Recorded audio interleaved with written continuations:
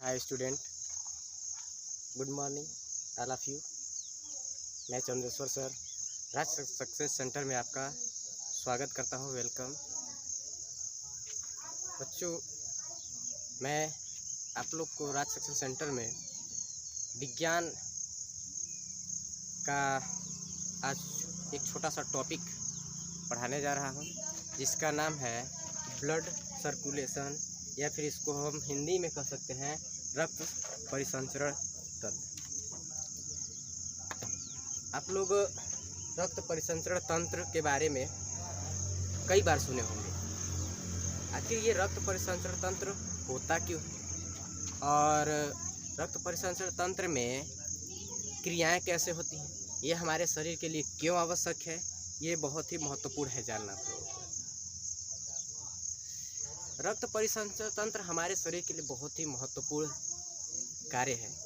यदि हमारे शरीर में रक्त परिसंचरण सही तरीके से नहीं होता है तो हम कह सकते हैं कि हमारा शरीर जो है बिल्कुल अस्वस्थ हो जाएगा, किसी भी कार्य में मन नहीं लगेगा, क्योंकि शारीरिक प्रक्रियाएं जो होती हैं वो रक्त परिसंचरण तंत्र से ही सुचारू रूप से चलती हैं शरीर में।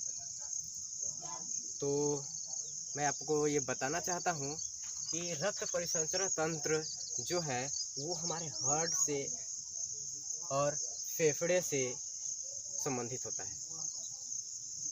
क्योंकि आप जानते हैं कि हमारा जो हार्ट होता है वो 4 चैम्बर होता है, इसके 4 भाग होते हैं, और वो चारों भाग जो हैं वो आप नोट कर सकते हैं।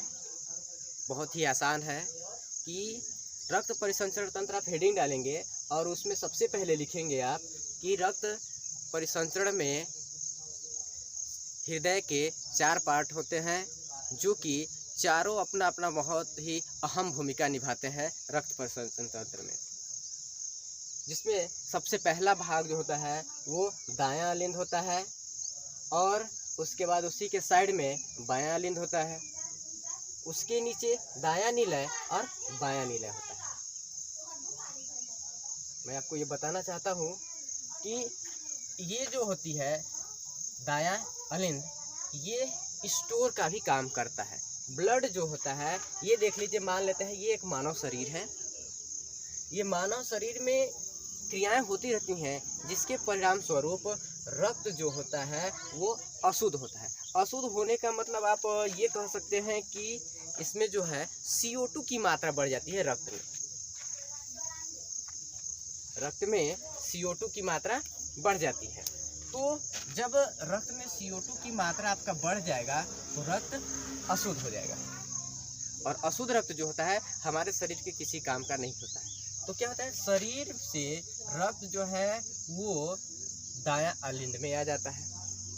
दायां अलिंद में जब आता है तो ये यहाँ से नीचे की हो जाता है। अब जानते हैं कि हृदय जो है वो धड़कता रहता है, वो अब प्रति सेकेंड कह सकते हैं वो धड़कता रहता है। और जो ये धड़कता है यही जो होता है अहम भूमिका निभाता है रक्त को पुश करने में, धक्का देने में, जो कि एक स्थान से दूसरे स्थान तक रक्त पहुंच जाता है। तो आप यहाँ देख रहे होंगे कि ये ऐसे ट्रायंगल टाइप का, यानी 3 कोने का ऐसे मैं आकार बनाया हूँ। इसको ट्राइवाल्व भी कहते हैं।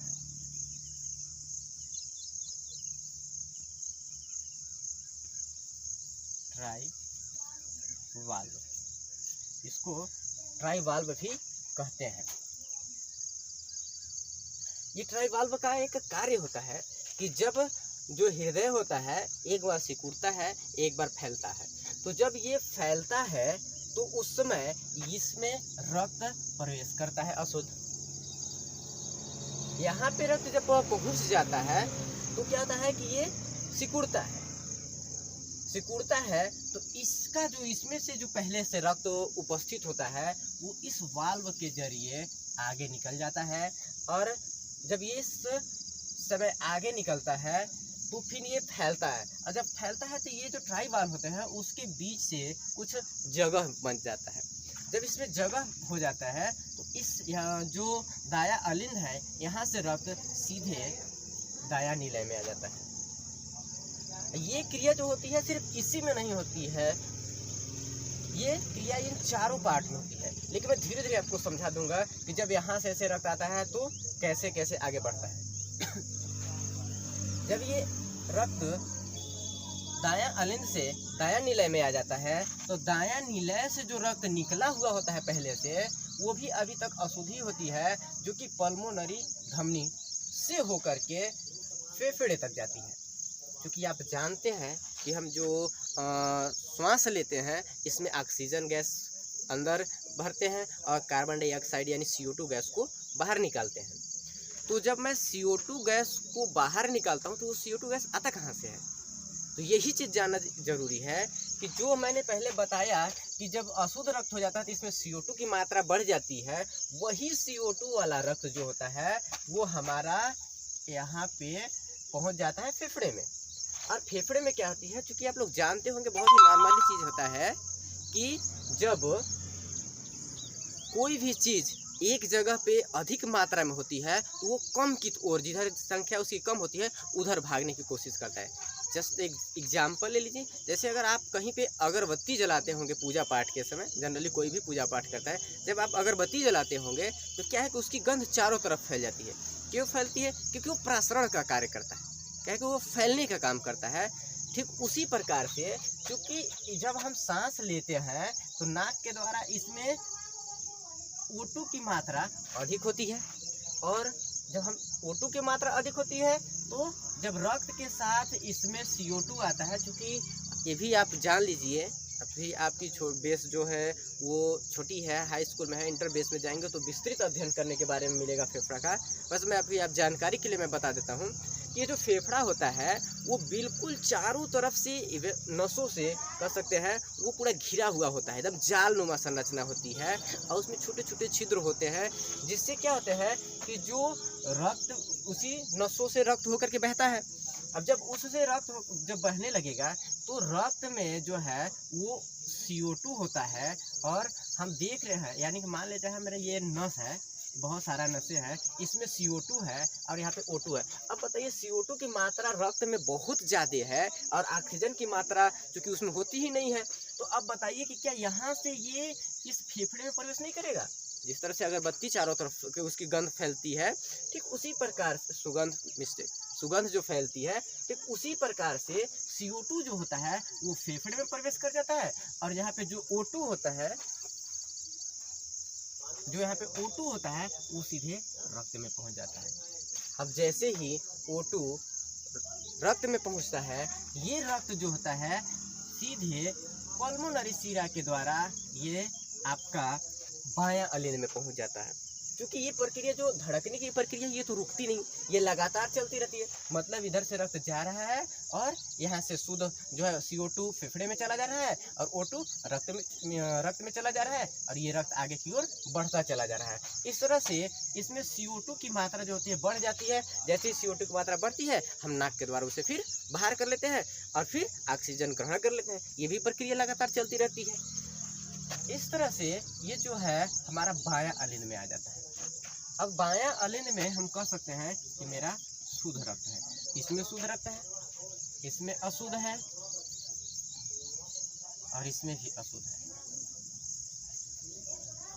ठीक है, अब यहाँ पे मेरा शुद्ध रक्त जब पहुँच गया तो फिर से क्या होती है कि हृदय का प्रक्रिया लगातार चलती रहती है, सिकुड़ना फैलना। जब ये सिकुड़ता है तो यहाँ का जो ब्लड होता है, जब ये हृदय जो होता है सिकुड़ता है, क्योंकि सिकुड़ने के साथ जब ये सिकुड़ेगा तो ये जो ट्राइवाल जो है वो बंद हो जाएगा, बिल्कुल एकदम जाम। और उस समय क्या होता है कि इस बायां निलय का जो वाल्व होता है यहाँ पे, चूँकि हर नस के हृदय के पास से जितने भी नसें होती है, हर नस में एक वाल्व लगी होती है जो कि आवश्यकता अनुसार बंद और खुलते रहती है। तो जब ये सिकुड़ता है उस समय यहाँ से जो शुद्ध रक्त होती है, क्योंकि अब यहाँ से ट्राइवाल के द्वारा ये शुद्ध रक्त इसमें प्रवेश कर जाएगा अभी, तो ये शुद्ध रक्त जो है वो धीरे धीरे करके हृदय तक पहुँच जाती है। और फिर जब हृदय फैलता है, जैसे ही तुरंत ट्राइवाल हल्का स्पेस, ट्राइवाल के बीच स्पेस आ जाता है, खाली जगह आ जाता है, और जो शुद्ध रक्त है इसमें प्रवेश करता है। अब एक बार इसको स्पीडली बता देते हैं। होता क्या है कि पूरे शरीर में जो रक्त अशुद्ध होता है वो दायां अलिंद तक आता है।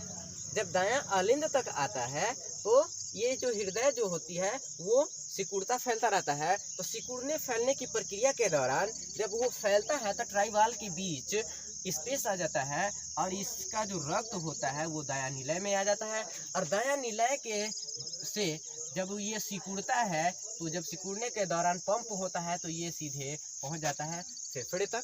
और फेफड़े में पहुंचने के बाद वो CO2 फेफड़े के में चला जाता है और O2 रक्त में चला जाता है। और जब ये O2 रहित रक्त हो जाता है यानी शुद्ध जब रक्त हो जाता है तो ये सीधे पल्मोनरी शिरा की सहायता से बायां अलिंद में आ जाता है। बायां अलिंद में चूंकि अभी शुद्ध रक्त है और यही शुद्ध रक्त चूंकि प्रक्रिया चली रही है अभी सिकुड़ने फैलने की, जब जैसे ही ये फैलता है हृदय, यहाँ का जो रक्त होता है यानी कि बायां अलिंद का जो रक्त होता है वो बायां निलय में पहुँच जाता है। और बायां निलय में पहुँचने के बाद फिर से जब ये सिकुड़ता है तो यहाँ से वाल्व ये खुल जाता है बाहर की ओर और ये रक्त जो है सीधे मानव शरीर के सभी अंगों में पहुंच जाता है। इस प्रकार से 90 सेकेंड में ये एक चक्कर जो होता है रक्त का लग जाता है हृदय में। इसीलिए ये 90 सेकेंड में आपके वो समझाने के लिए लिखा था। ये जो 90 सेकेंड जो होता है 90 सेकेंड में रक्त का एक चक्कर कंप्लीट हो जाता है। धन्यवाद।